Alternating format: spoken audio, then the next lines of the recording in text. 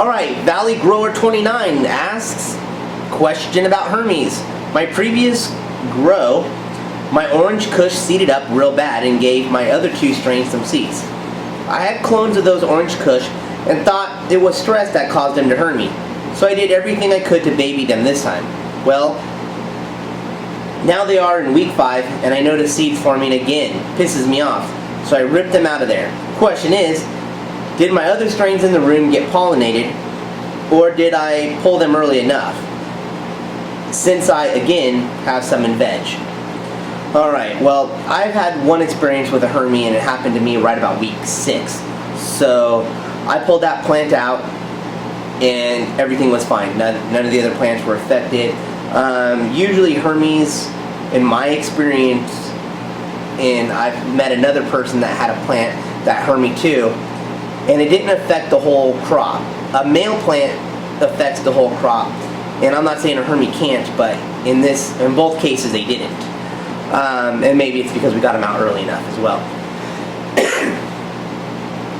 Regarding your plants, if your first crop Hermie down on you, and then your second crop Hermie down on you, I'm willing to guess, just based off of the limited information that I have, that it's not because the first plant Hermied and pollinated your other crop and this one's Hermied and it might pollinate your other. I wonder if you're getting all these clones from the same mom, and if your mom is just spent and she's just exhausted and putting out Hermie clones now, which will happen.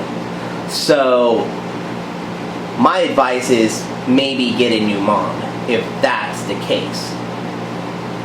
Alright, so the next question is by the Peyton 22. Here's a good question.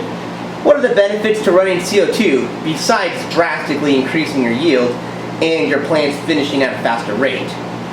So that's a little inside joke, and in case any of you guys keep up on the comments.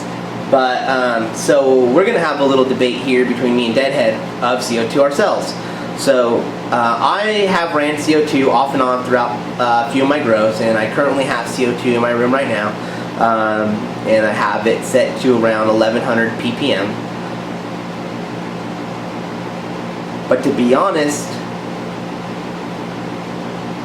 this is the first time I've ever actually had a monitor to see what the ppms are. So before, when I ran it, I never really had the ppms up enough, so I don't think that's why I was seeing a result. So I'm hoping that now that I have a meter in my room and I can actually keep the ppms up at a certain height, I'll be able to tell for sure whether or not I get a bigger yield or not. Now, what's your take on CO2?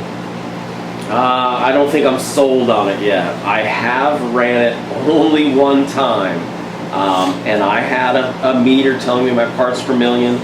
However, I ran a burner, and the heat wasn't an issue. But of course, after I ran it only through veg, and I've never had my plants look so unhappy. Everything else was in check. They just didn't shine like they normally do. Talked to some guys that have ran CO2, and they said that can be caused by the burning, using the burner as opposed to the gas. Yeah. So they lean more towards gas. However, none of them at the time were utilizing CO2. So it's a debatable topic. Yeah. For days you could go on about it.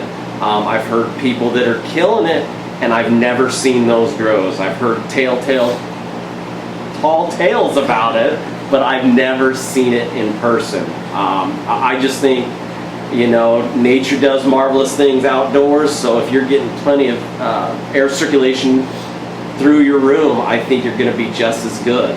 In CO2, it makes things a little more difficult. I mean, you're the same size.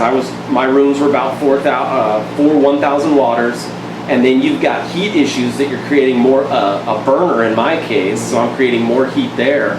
I love the idea of not having to exhaust, but you've got more things to deal with for sure. But keeping a sealed environment, if you can pull it off and keep your plants happy, which I did not, then more power to you. Good for you. Yeah.